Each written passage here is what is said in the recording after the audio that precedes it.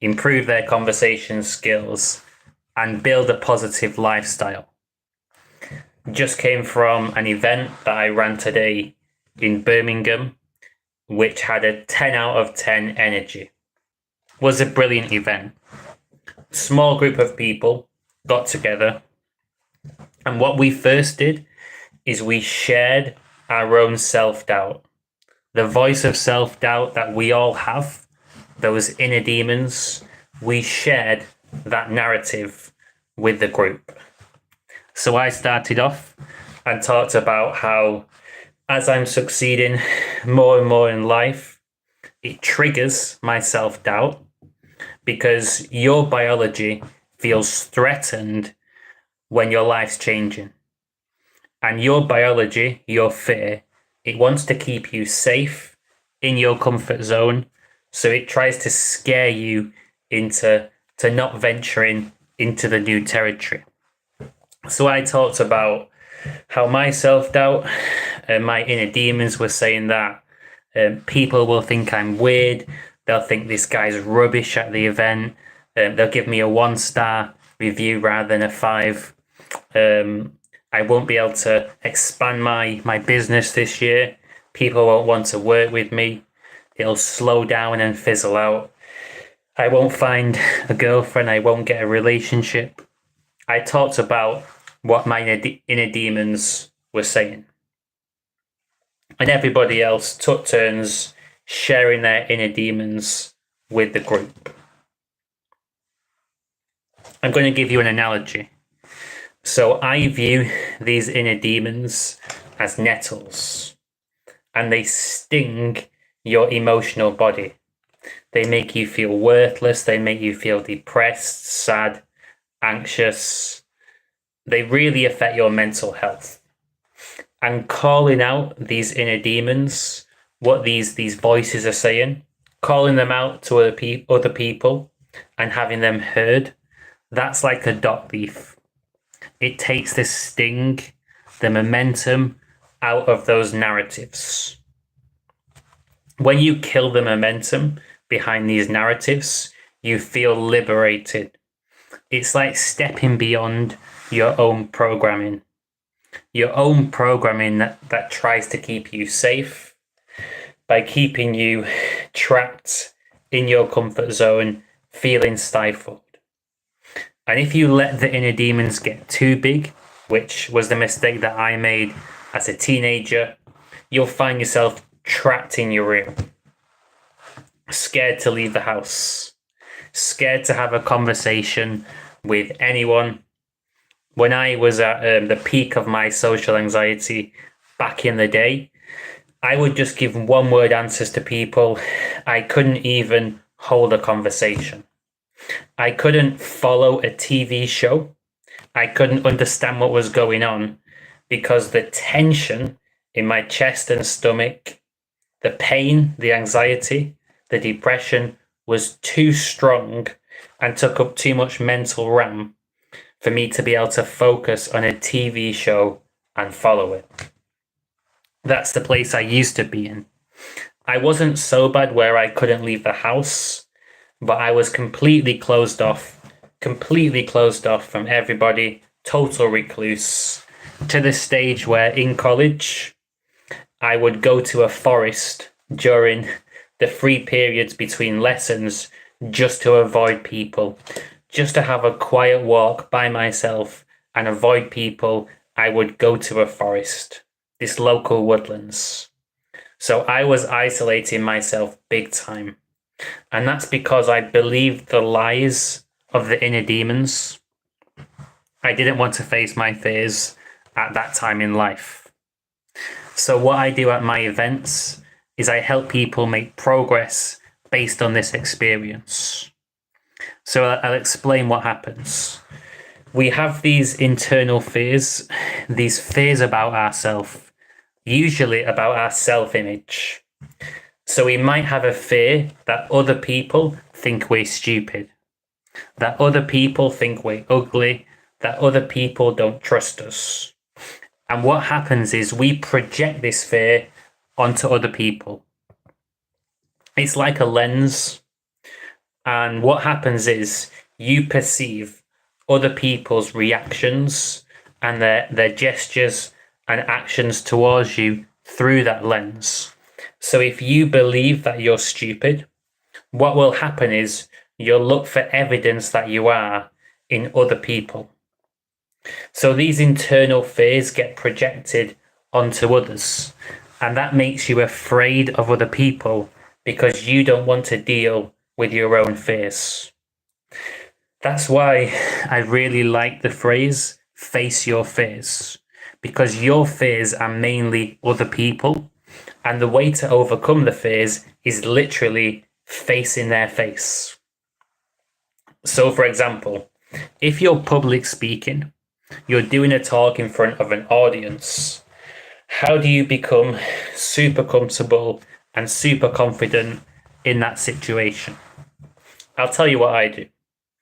So I go there at the front, I take my time, and I recognize that my fears are being projected onto other people's faces. And what I do is I look at other people dead in the eye. I look at their faces from a friendly place. I'm smiling. I'm being completely open to these people. And what's really happening on a psychological level, I'm befriending my own fears. That's what I'm doing. As my mentor said, you have to not be afraid to be afraid, and you have to get comfortable being uncomfortable. When I'm doing public speaking, this is exactly what I'm doing. I'm opening up to my own fears that are being projected onto other people. And as my brain is collecting evidence that this fear, it isn't actually so scary, I'm able to handle this fear. I'm able to be open to this person that's triggering me. I'm able to accept that, to take on that responsibility. You learn to be calm under the pressure. This is why I'm personally a fan of cold showers. I love cold showers. I had a cold shower this morning, not for the whole time. I guess I could say that I have a love-hate relationship with cold showers, to be more honest. But what I like about it is when you get in that cold water, you're exposed to a stressor. You're exposed to a stressor, and you learn to be calm under the presence of that stressor. The phrase that comes to mind that I learned from a doctor on YouTube is top-down control. You realize that, wait a second, I'm in control of how I respond to this situation. So I could panic and be like, wow, this is freezing, let's get out of the shower. Or I could choose to calm down. Just take a deep breath, breathe into it, and start to befriend that stressor, that fear. When you do this, you can learn to be totally calm in pressured situations. You could be doing a public talk and be almost as calm as if you're in your own bedroom by yourself. It's about getting more comfortable with yourself and life, and you have to face your fears and make friends with your fears to do this. Because the function of fear is to keep you safe. And whenever you do something which potentially threatens your own survival in the eyes of fear, fear steps in, it gets triggered, and it tries to hold you back to keep you safe. But the problem is that a lot of fears are irrational, completely irrational. And you actually perform better and you're safer without those fears, which is kind of crazy. Something which I want to share. So I was really curious about where our inner demons come from. You know the voice that says you're not good enough, you're stupid, you're ugly, you can't achieve this, you can't achieve that. You know that voice? I was curious as to where it comes from. So I was reading psychology books, and I read one over Christmas. And the psychologist was explaining where this inner critic, this inner bully, actually comes from. So it's actually what's known as a fantasy bond. And I'll explain what this means. So when you're growing up, because you're aware that you're reliant on your parents for survival, you view approval from your parents as survival and disapproval as death. So if you're behaving in an acceptable way, your parents will validate you and you'll be thinking, yes, I'm going to survive. They're going to look after me because I'm pleasing my parents. And if you behave in a way which is met with hostility, disapproval, you think, holy crap, I've got to be really, really careful now, because if I keep behaving in this way, my parents might stop caring for me and I might die. So it's basically a reward punishment system. Good behavior is rewarded, bad behavior is punished. Where this inner demon comes from is actually situations where you behaved well, you did the right things, but still in that moment, for whatever reason, you didn't receive that love. And you couldn't possibly think that it was your parents' fault. So you thought, there must be something wrong with me. Maybe I can fix this in the future. So you created this fantasy where your parents are perfect and you can always please them and get approval. But maybe there's a few flaws in me and I have to work on those. So for example, maybe there was a time as a kid where you wasn't getting that approval and you felt you was ticking all the boxes. So in that moment, rather than think, well, my parents aren't perfect, no one's perfect, you instead thought, I must be stupid. I must be an idiot. I must be ugly. There must be something broken or wrong with me. And that's why my parents aren't showing me love and approval right now. So you create this fantasy bond where if you was able to solve these problems, the bond would always be there. And what's crazy is that this inner demon gets carried around with you for the rest of your life. And when situations trigger these demons, they pipe up and start to create their narratives, their stories that tell you that you're not good enough, usually in an attempt to keep you in your comfort zone and safe. So calling out these inner demons and voices, it gives you great power over them because you realize that they're not you. It's just a voice in your head. It's just a bit of programming that exists. It doesn't have a strong control or grip over you unless you allow it to. So fear tries to control you to keep you safe. And when you liberate yourself from fear, you feel great, you feel more confident, and as a competent adult, you can tell that it's an irrational fear rather than a rational one, and you're better off without that fear. So calling the fears out basically means you're taking back control of your own life and not living in reaction to your fears.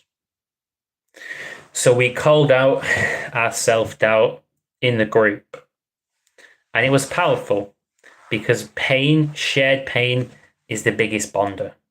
So you feel connected to other people and you realize that they've all got their inner demons, they're going through their challenges. It's not just me alone going through my challenges. Everybody struggles in life, and some people more than others, but everybody goes through struggles and difficulties. So that helped people out in the group. And then We broke down the narratives that were holding people in the group back. We broke them down. And one thing you can do, and I learned this from the same psychology book, if your inner demon insults you by saying something general, such as you're stupid, and it's because you made a mistake, the first thing you can do is convert that general insult into a specific situational insult. So I'll give you a silly example just to illustrate my point. So let's say that you have an insecurity and you're insecure about your competence and intelligence. Maybe you're putting together some IKEA furniture and it just isn't working. Your inner demon might kick off and say, you're really, really stupid. This is why you're not succeeding in this task. That's general, saying that you're stupid in general. So convert it into something specific. Okay, so I'm not stupid in general, but I did make a mistake in this situation right now. So the voice is saying you're stupid in general, but you know the reality is that you're only making a mistake in one instance. So it's not a general insult. Right now you might have made a stupid error, but only right now, not in general. So convert it from something which is a general insult into something which is specific to reduce that sting behind it. And what you can do is write out a counter narrative, the narrative that you're already enough, and go out there and take action to collect evidence that reaffirms this narrative. So every single human has two narratives inside them. One narrative which says that they're already enough, and a second narrative which says that they're not enough.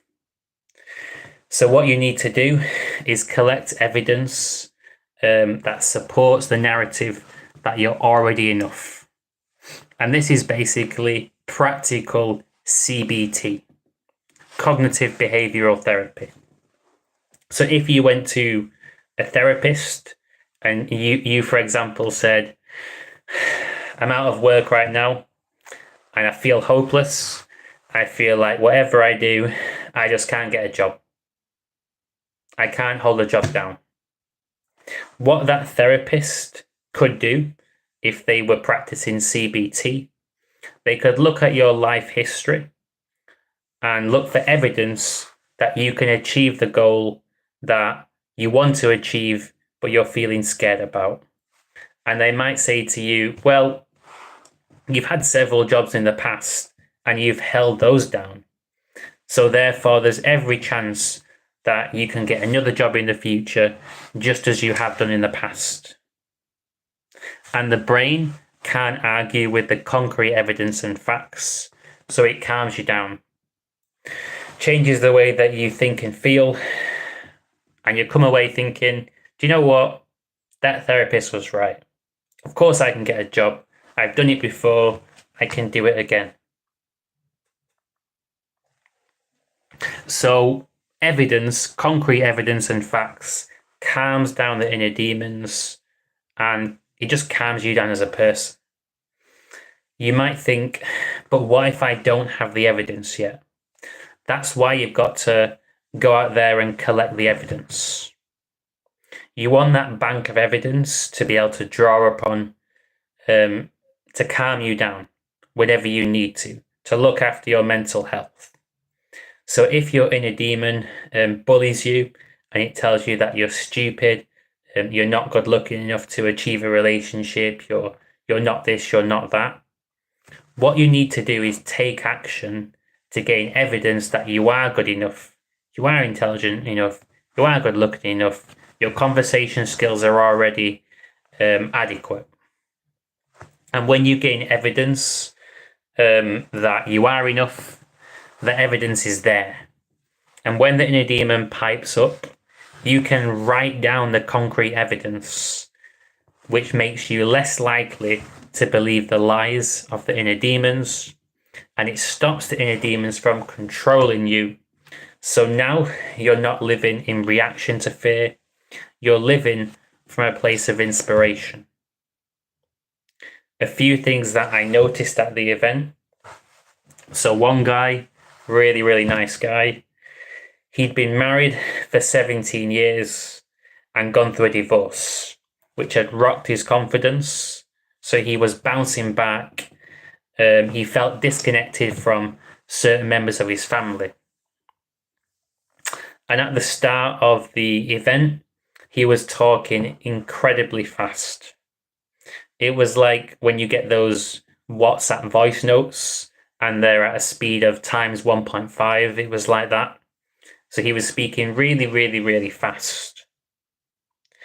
And this is a sign that you're stressed out and you're frantic. And when he called out his inner demons, and we broke down the narratives and basically inspired him, naturally, he started to calm down and speak slower. He was saying more. He was saying less, but also saying more. His presence changed. And he connected to that place of inspiration rather than desperation, where you're frustrated and trying to force things. Another way of saying this, so he was realigned into a flow state. He got back into a flow state, doing things naturally rather than from a frantic place of fear. So he stopped reacting to his fears and started to be himself. Another guy at the event, Gregory, who I've been coaching for a while. I'm coaching him in a few weeks. I was really impressed by him because he started off feeling nervous, not feeling very confident, and he was growing in confidence and influence throughout the event. A common pattern that I used to fall into when I was out there working on myself a lot is I got to a stage where I was able to come across confident for about 2 minutes in a group. So I'd come across really confident, then I'd fade away slowly and become quieter and quieter and quieter, more withdrawn over time.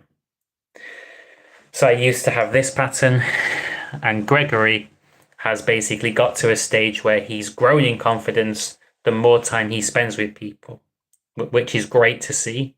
And whenever he speaks well. And my challenge is getting him to speak more and trust himself more. Something which holds a lot of people back is believing that what they're saying isn't valuable. So you might compare yourself to other people in a group and think, man, this guy's funnier than me. This person's smarter than me. This person looks better. This person's more charismatic. But what this means is that you're not recognizing your own strengths. Everybody's wired differently. And if you was to speak, your normal and ordinary would be viewed as genius to somebody else. So just in the same way that you're seeing their uniqueness and you're like, wow, that person's really talented. When you're being what's normal to you, they'll be thinking the same about you. Your normal and ordinary is someone else's genius. So it's learning to recognize that your unique contribution is perfectly good enough. And this is the value of my events. I'm getting people to open up, put themselves out there, and gain more confidence, just expressing themselves in a group. Really being themselves, actually connecting with people. And we all shared stories of challenges we've overcome. And there was really an energy of inspiration. Gaining strength from each other. And people are uplifted by this kind of dynamic. Another guy, he'd been coming to meetups since 2011. On and off. And he said that in 2013, he hit a breaking point where depression and anxiety just took over him. And the only thing that actually helped him out at that time was running. He'd go for a run and it would immediately pick his mood up and give him strength. So he started to run more and more and more, and actually got to this stage where he completed marathons and half marathons. So running massively changed this guy's mental health. And now he's going to get more confident in social groups. He's going to come to more of my events, do some public speaking, push his comfort zone, and keep on growing further. So there's really this positive culture where we're openly sharing. And the idea is to inspire people and uplift them so they go away into their regular lives and practice what they're learning. They learn to be more open with people, but also have good boundaries. They learn how to protect themselves from toxic people, keep themselves in a good place, keep on top of their routine, their exercise, being organized in life, not letting things get on top of them, their diet. And they're given that strength to get past their current mental and emotional challenges and to move forward in life. And it's amazing to watch people growing confidence over time. It's good for me because it reaffirms that I really am helping people out. I'm seeing visible changes in confidence. And this is just people from my events. And my clients are growing in confidence as well. And this year I'm excited about growing my meetup group further. Social Anxiety Mastery Birmingham. So I've made friends with a psychotherapist and also with a guy that has been teaching networking skills for over 30 years. And I'm making friends with other professionals that have lots of value to give in my area. I'm inviting these people to my events as guest speakers to provide their perspective and their values and their value to the event. Because I want every single person to leave my events more confident than they arrive. That's my goal. And so far, this is my 26th event. Apart from one event where no one showed up, just one event, in all the other 25 events, every single person that's come has left more confident than they arrived.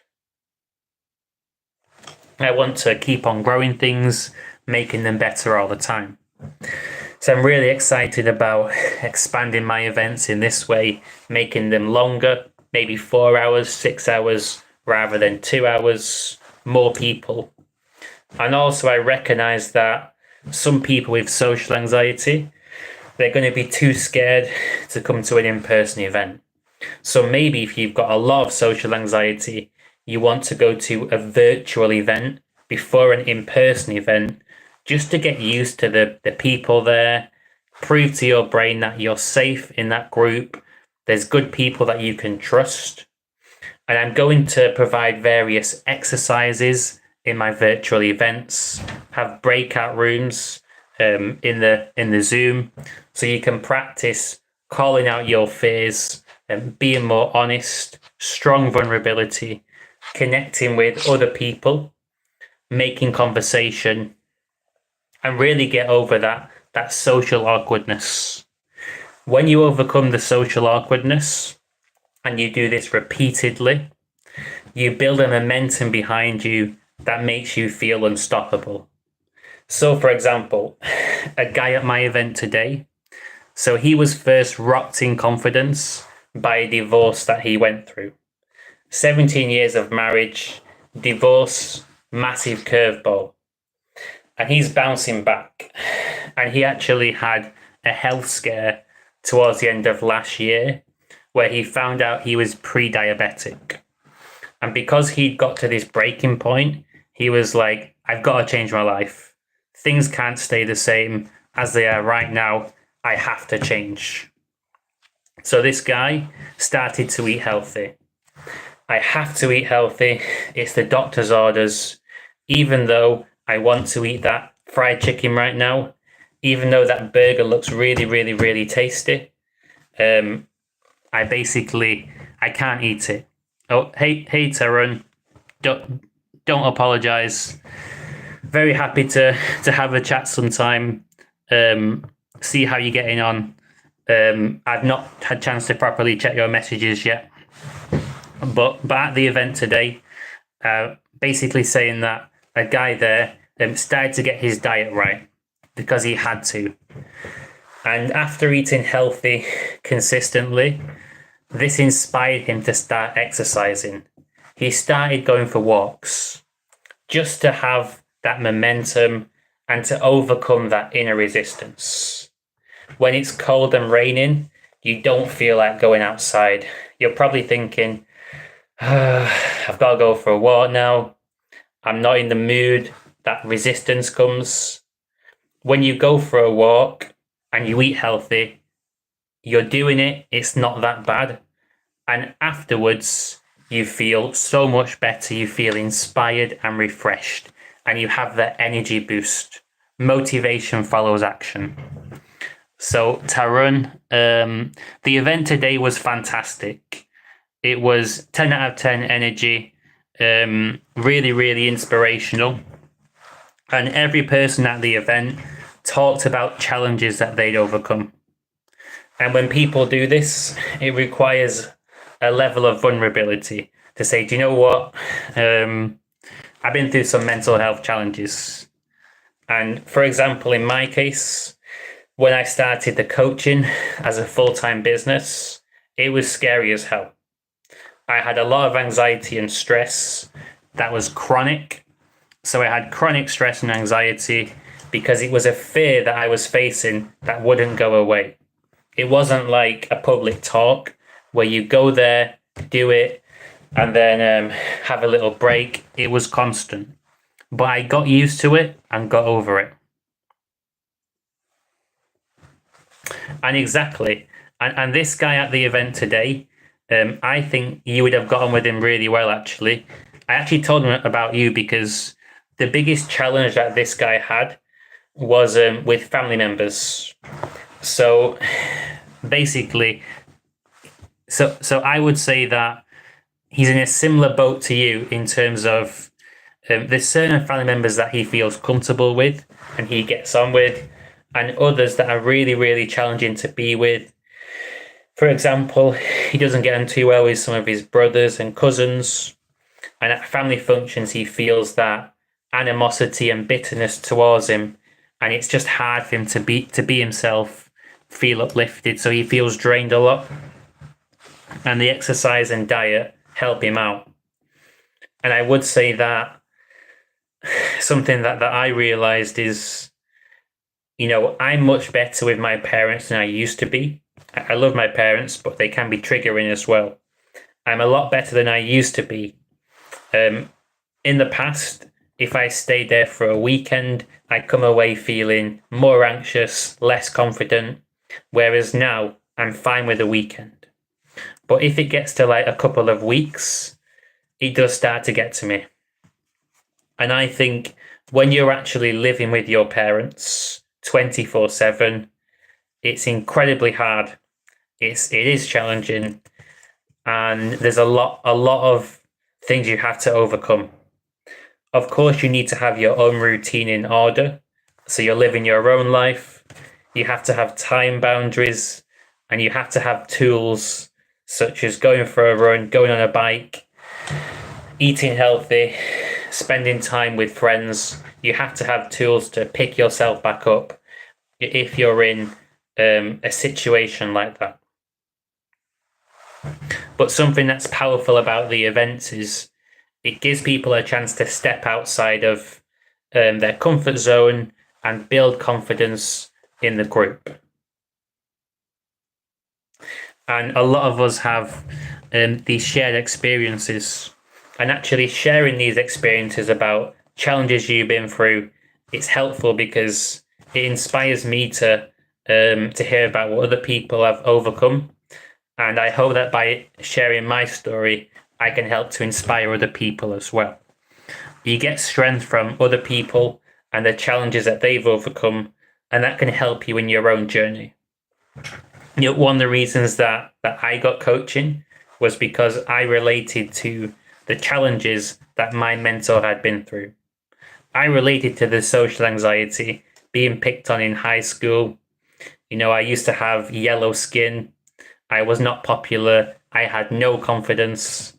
So I related to what he'd been through, and I was gaining strength from his story. And that was what helped me to overcome some of my challenges. And then I hope to help other people out overcome their challenges too. Absolutely. And you're making some really, really good points here. And when it comes to friends, it's easy because you can choose your friends. And if you had a friend that was toxic, and whenever you spent time with them, your mood would drop and you'd feel drained, you'd cut that friend out of your life because they're not uplifting. But it's much harder when you're tied in with people because they're part of your family.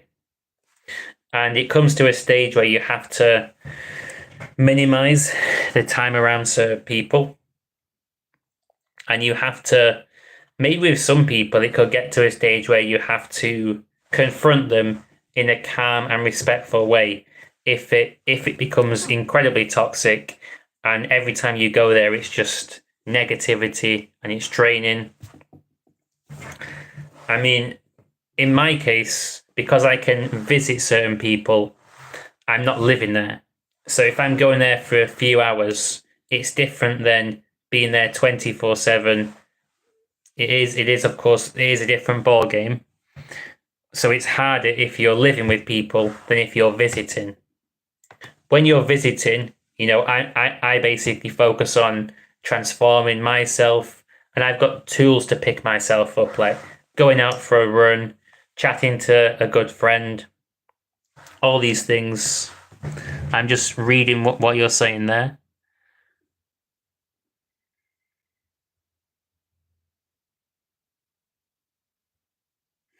Yeah, I understand what you're saying.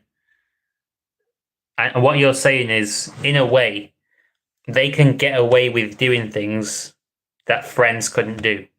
Because if it was a friend and they tested your boundaries, you could just say, F off. You could just say, okay, I'm going to cut this person out of my life. And what you're really saying is, other people can project their weakness onto you, and it can make you feel weak. So because they've got problems in their life and they're hurt, they're making you hurt. And it really is it's a lower level behavior from them if they're just dragging you down. Because if you're around good people, if you're around me, if you're around Corey, people that you get on with, you don't go away feeling drained. But around certain people, toxic people, you do feel this way. And it's a massive challenge. And for example, like if there's like one person who you have an issue with and it's a specific thing, hopefully we can sort out a way where you can change the way that you speak to this person, or you can call something out to change it. But obviously, it's not easy with family, and it might be possible that you can say no to some family members. Maybe if they're asking too much, you could try saying no and seeing what happens. But I'm throwing these ideas out there. But obviously, you know your own family best. So you know how they're going to respond to a certain move that you might make. If they're putting on you and it's just an unfair burden, you could try just saying, I'm sorry, but at this time in my life, I'm really busy. I don't have time to do that right now. So you could say no and see how they respond, because really, you are your own person, and you're not being bossed about by other people. You're your own man, and you're entitled to live life your way.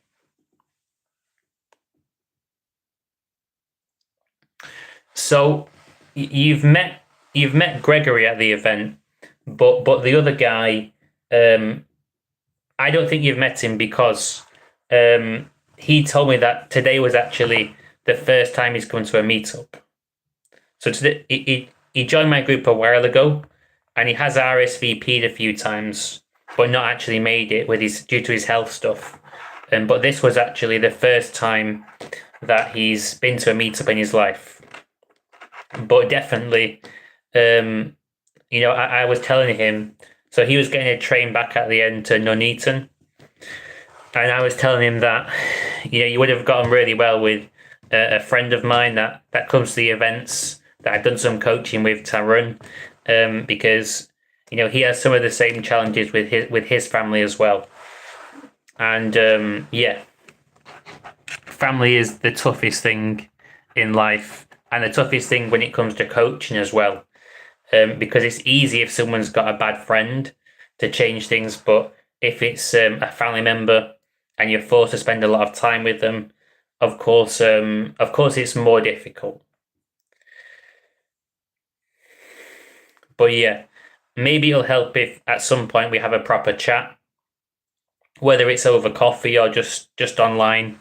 We can have a proper chat sometime, like a video call, and you can talk about what's been getting you down in recent days. You can talk about the interactions you're having with different members of your family and how it's affecting your mental health, just to see if we can work out a good solution. So, for example, so is it a recent event that has affected you and made you feel down?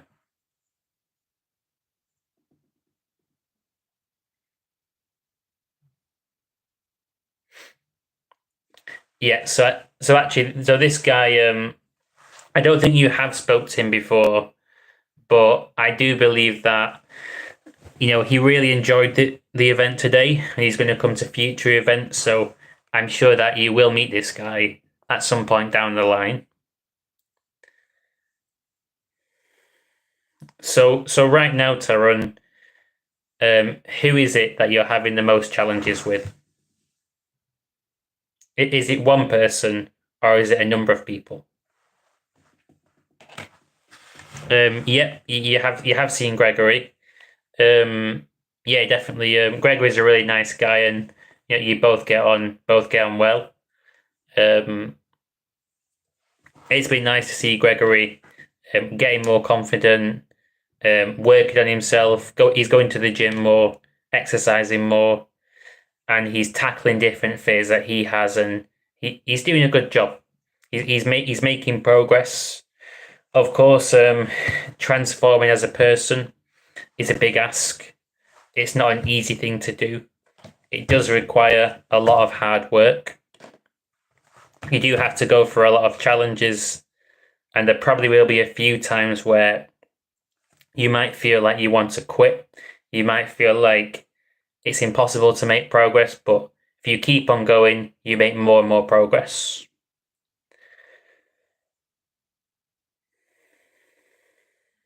Yeah, exactly. So, I remember me and you actually, Tarun.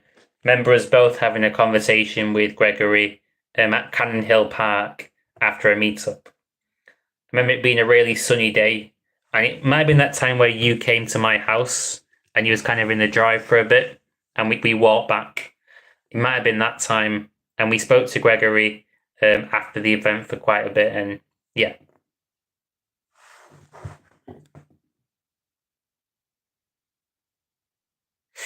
But yeah, it was a good event today. And what I'm going to be doing in future, I'm going to put on some virtual events as well as in-person events. So there'll be more events on to go to. And of course, the virtual ones, you don't need to worry about traveling. You can just join the events in your own bedroom, online, or in a coffee shop. And then, of course, the in-person ones um, are in Birmingham. So you have more events which you can go to, so you can meet more people, keep on growing. Yeah, yeah, exactly. So you remember speaking to Gregory? Yeah, But yeah, I think focusing on the things you can control is really, really important. And having a routine, your daily discipline, is massively important. I know my mentor always talks about the daily discipline routine for people with anxiety, which is basically practice gratitude, exercise, eat healthy consistently, go to socials every week, tidy your room, and spend time with good people.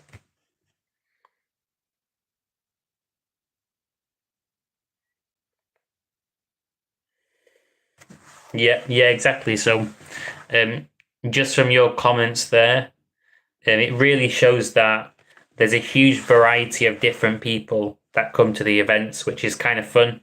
People from everywhere, girls and guys, different ages. You're right, and I think the girl from South Korea that came to the event, I was quite amazed by that because she said that it was might have been her first week in the UK. She just moved here to the UK. English was a second language, and she's there going to socials, meeting new people. Really, really, really brave. Um, so yeah, that is the beauty of the events, is that you're meeting such a variety of people. So if you went to work, you're only meeting a certain pool of people, and meeting different people expands your horizons. And I know that as a coach, what people need to grow in confidence and overcome social anxiety is to open up. So I create a culture where people feel validated and supported for opening up. But then if you're in a household where you're criticized for opening up and you feel bad when you open up, it's almost a culture that creates anxiety.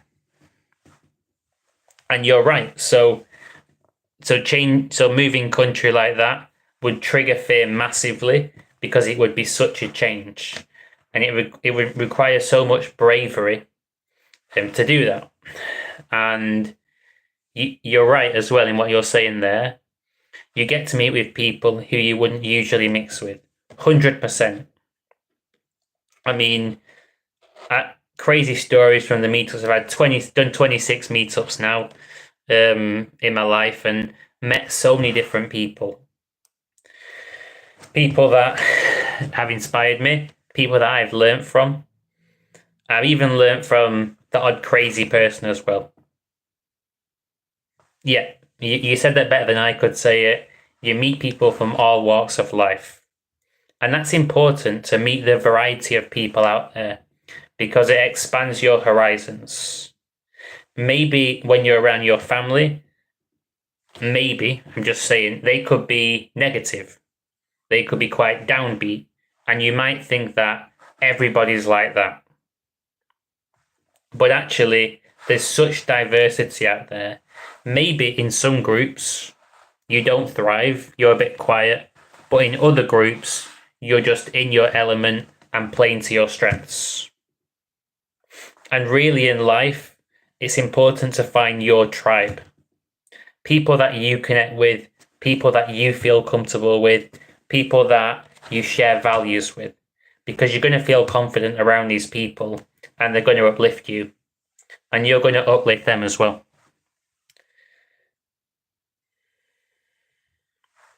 Absolutely. It was super brave of her to move country and then straight away start coming to socials and meetups. Very much jumping in the deep end. And I bet that she will have got a lot of confidence from doing that. Anytime you're facing fears and you're outside of your comfort zone, you're getting comfortable with the uncomfortable, and you're growing as a person. Getting lots of different experiences really helps you out. For example, so my younger brother Matt, so he felt really, really stifled at home, not really doing much, stuck in the house a bit. And he decided to go on a trip around the States. And he went to the USA and did an East Coast tour, seeing places like Philadelphia, New York, Washington, D.C., Florida. And it changed his life. He went on a bus tour around the East Coast, and he was there for maybe 6 weeks, just traveling, meeting new people. And he came back a lot more confident.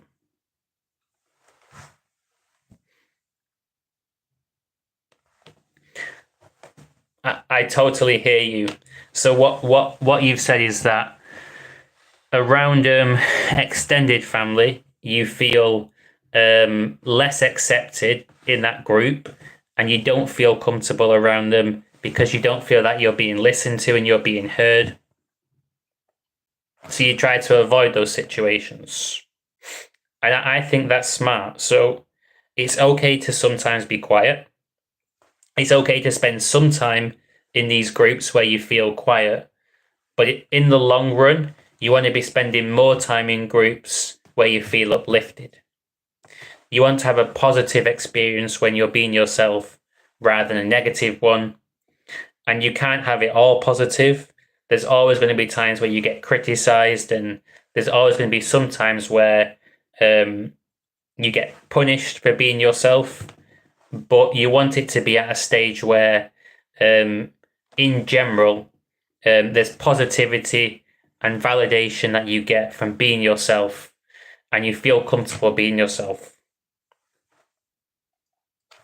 But yeah, if you're in a situation where you don't feel that you're accepted by other people, obviously that's challenging.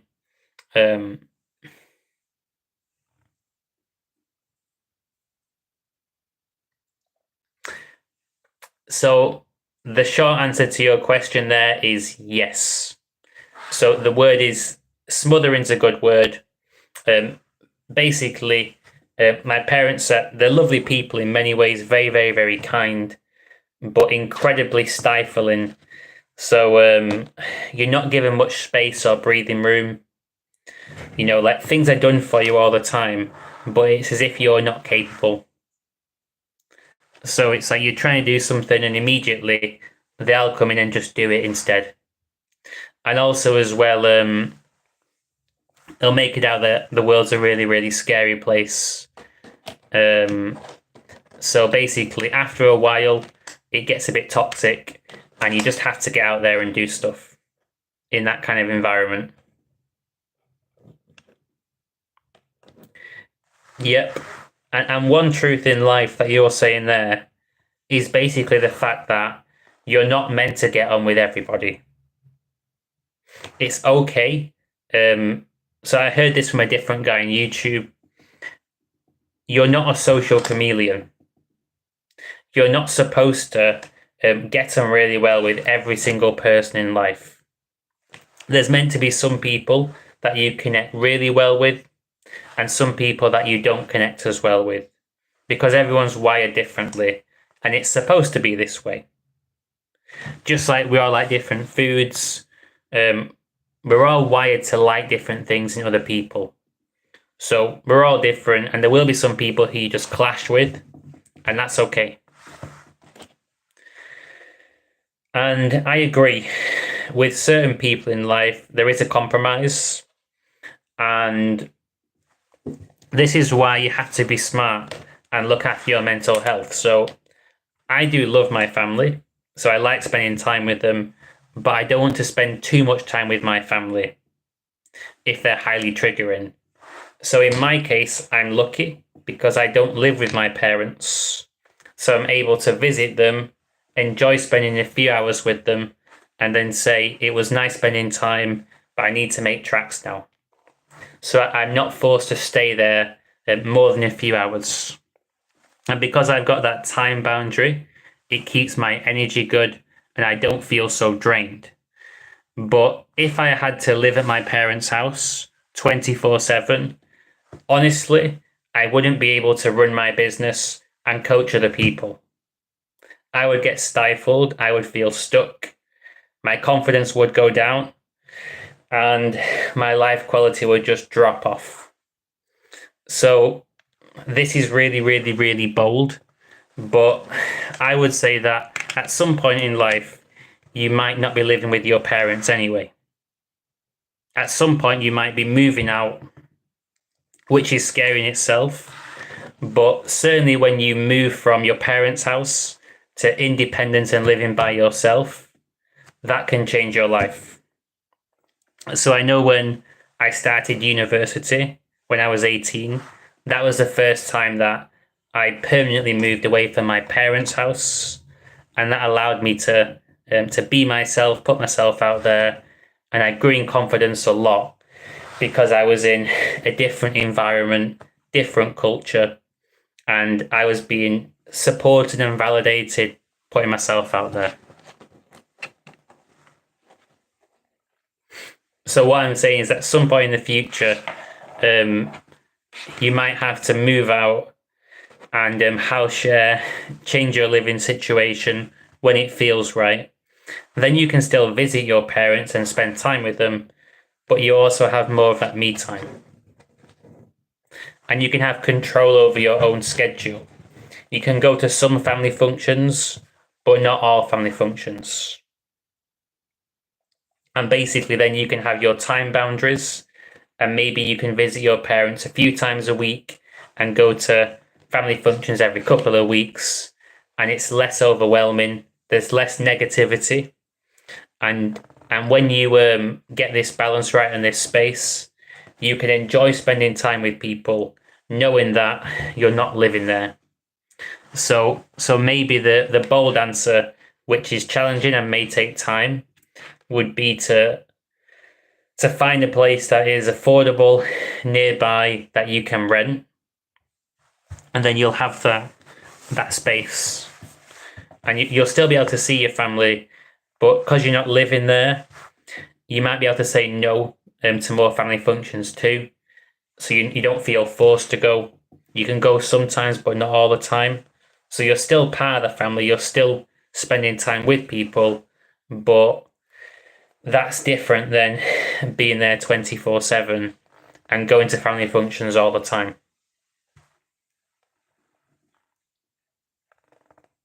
I'm not saying that's easy, but yeah, and cultural differences, and that is a challenge. The cultural differences. So at some stage, even though it's hard, that might be the answer. Moving out, even though, like you said, it's more taboo. So yeah, it is challenging, but what I would say is, even if it is taboo, if it's making you miserable and you'd be happier if you moved out and you know you'd feel better, it's worth doing something that's a bit taboo, but not illegal, and just being happier, just having more peace in your life. And you can still visit your parents.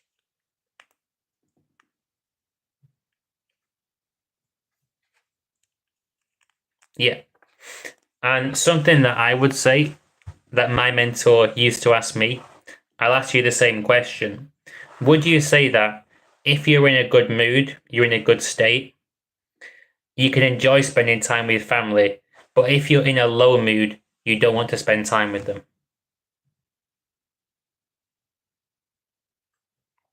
Yeah. So you're saying that you do have a choice. You can choose if you want to go to family functions or not, which is great. That's amazing. And I would say that, I mean, certainly in my case, moving out of my parents' house definitely improved my life a lot. And I can now enjoy visiting them, but also enjoy my own space. I've got that balance there. And I do appreciate that if it's more taboo in your culture, it's harder and there's more resistance to moving out. But if you're feeling miserable and it's not making you happy, then you have to change things.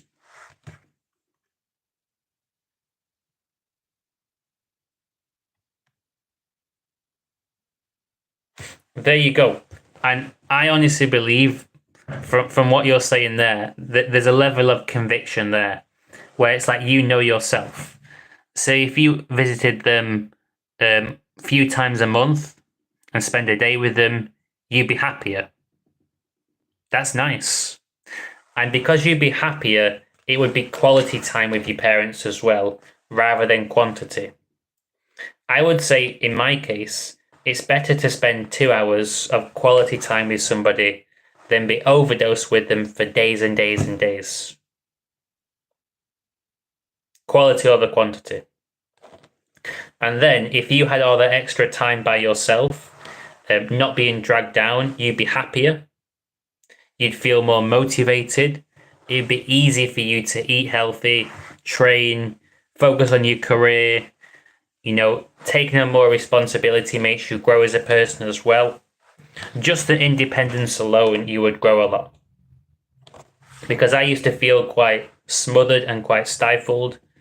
But then when I moved to university and became a fresher, helped me out with confidence a lot. And you can do that with apps like Meetup and Eventbrite.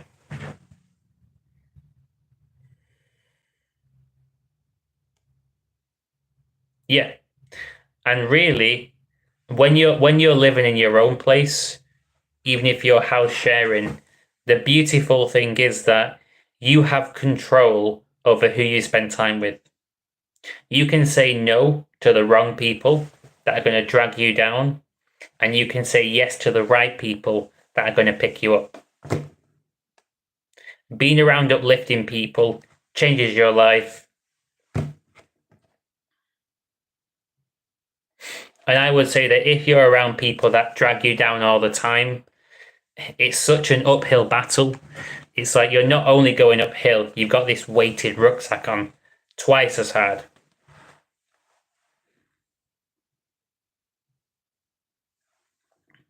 Absolutely. So basically, you have to listen to your own body. Your own body knows.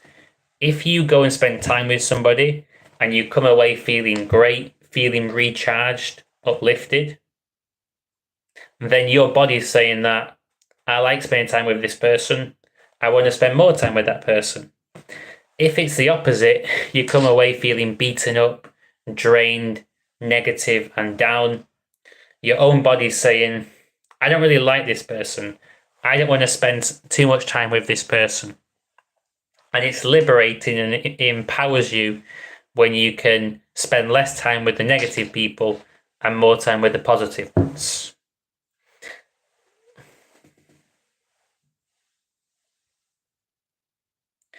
I totally agree. So at the start with somebody, you might think, oh, they're really, really nice, getting on with them. But sometimes toxic behaviors can come out. They can become stronger and stronger and stronger until you go crazy. And 100%, that's why you have to have the boundaries. Absolutely. And a great boundary, one of the best boundaries, is spending less time with people that drag you down. Minimizing time with them.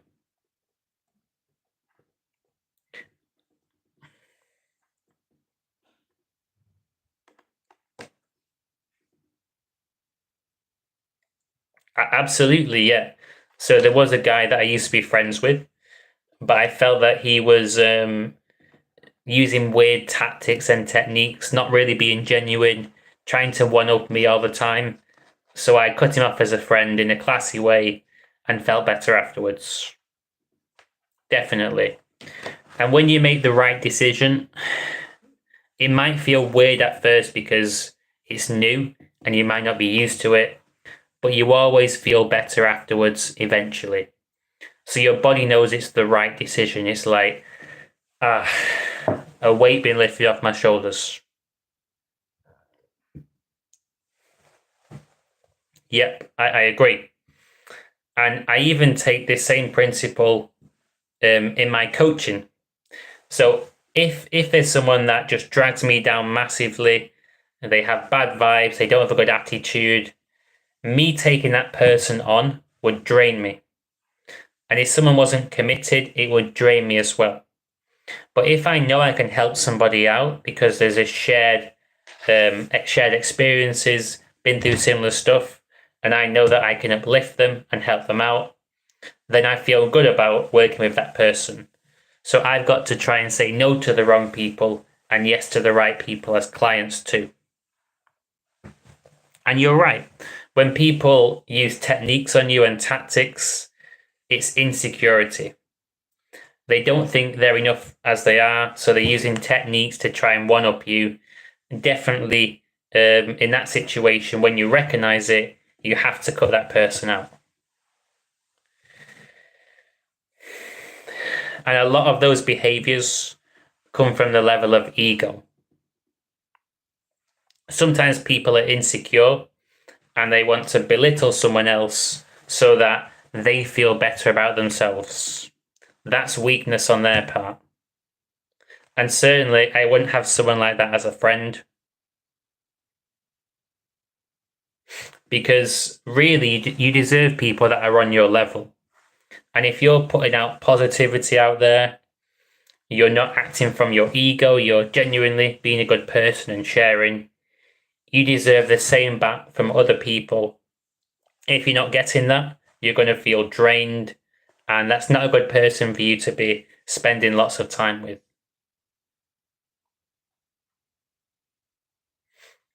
So it sounds like you would be a lot happier if you could work out those people that drag you down and those that uplift you, and find a way to have your own space and time so you can choose to spend more time with the people that are uplifting and less time with the people that are dragging you down.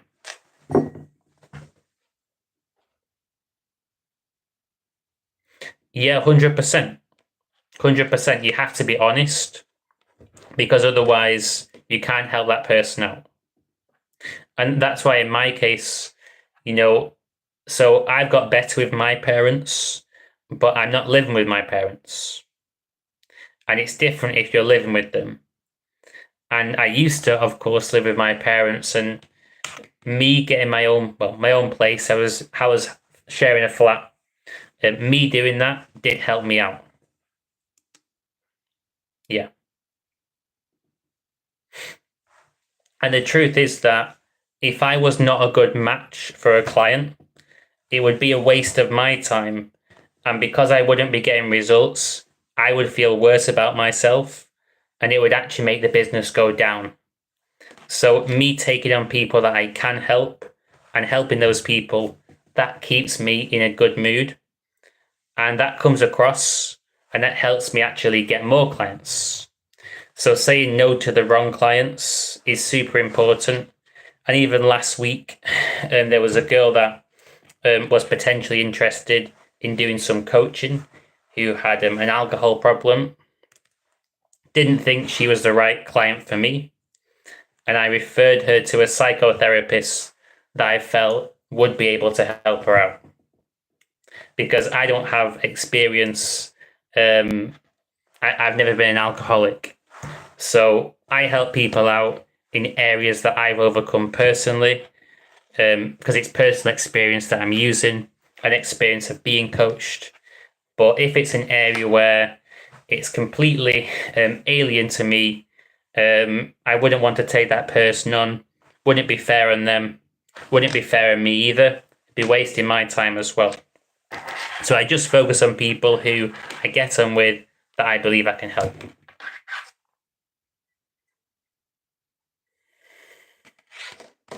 And a lot of that comes down to listening to my own body.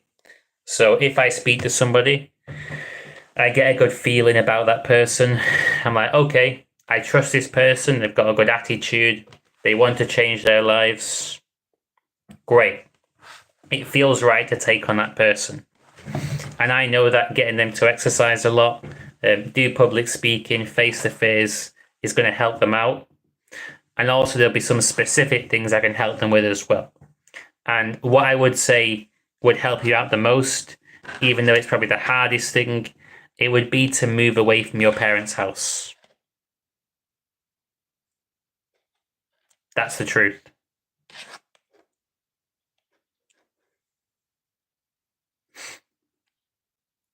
Because that helped me out massively. And I was 18 at the time. Moving out of your parents' house, spending less time with people that are dragging you down, more time with people that are uplifting you, that would definitely improve your life from what I'm getting.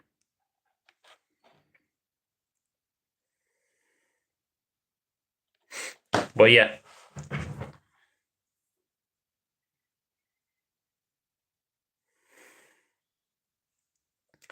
Yeah. So when you're being genuine and you're calmly sharing your personality and your views, it is pretty rare that people test your boundaries.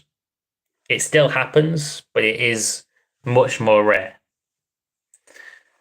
And I think it's because people can tell that you're switched on, you're alert, you're present in that moment, and they would look bad. They would look silly if they tried to test your boundaries. But still, you will get some people that are a bit cheeky. Yeah. And the truth is that you also don't know exactly where your boundaries are, where the line is, until someone crosses it. So you almost have to fail and then realize that, this is why I feel bad now. I didn't put a boundary down. So you have to fail your way to success with boundaries. And boundaries is not something you can learn overnight. Maybe 6 months to a year to get better with boundaries. But yeah, the more confident I became, the less people tested my boundaries. That seems about right. And I'm still working on my boundaries personally. I'm not perfect, but I'm a lot better than I was. So it's something that I'm still working on, but they're good now, but they could definitely get better.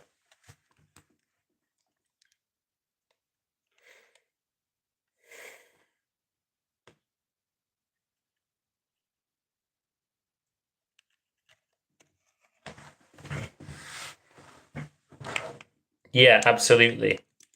So it's good to want to help people out, but I would say that people pleasing is where you're helping people out, but it's at your own expense and it's not really from a place of integrity. So it's a bit fake. It's like being fakely nice to somebody rather than genuinely nice.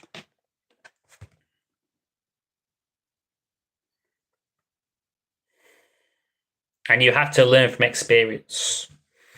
You know, maybe at the start when I was coaching, I took on some people that I probably shouldn't have taken on as clients. But I realized that with experience and learn.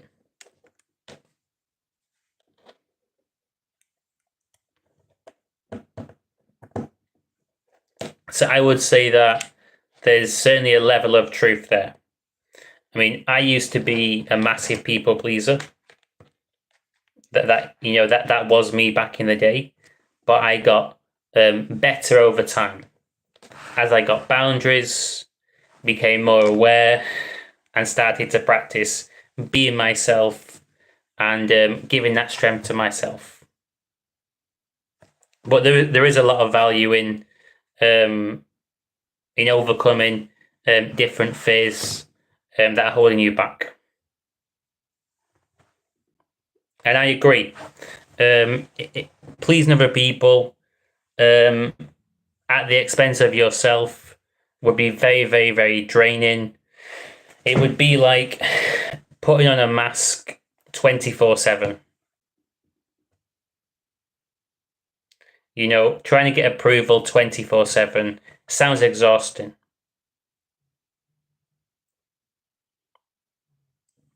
And also as well, even if it did work and you did get approval, the only way you could maintain that and keep getting that approval would be to keep being fake.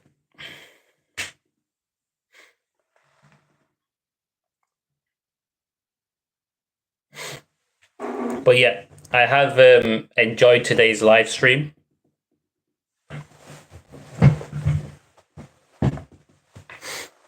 No, it's been great sharing things that I've learned at today's event, and I've enjoyed chatting to you, Tarun. It's been nice, and something which I do is I always look after my own mental health to keep myself in a good place, and I listen to my body, and my body is saying that now I've got to unapologetically switch off, relax, get some food, watch a comedy, enjoy myself.